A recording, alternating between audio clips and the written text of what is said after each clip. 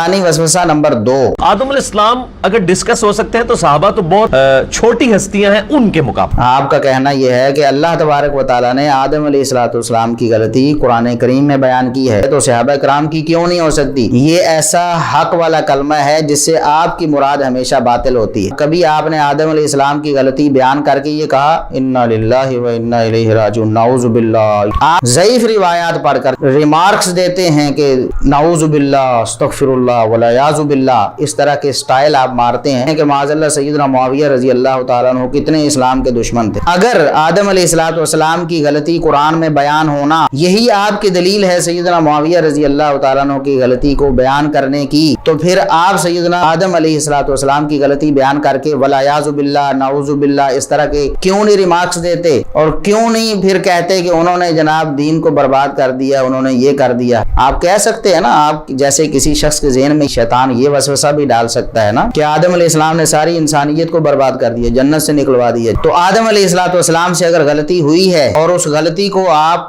बयान भी करते हैं, कुरान में पढ़ते भी हैं, लेकिन उस पर मनफी कमेंट्स नहीं करते, तो सय्यदना मुआविया रज़ी अल्लाह तआला अन्हु की गलती पर आप मनफी कमेंट्स क्यों करते हैं?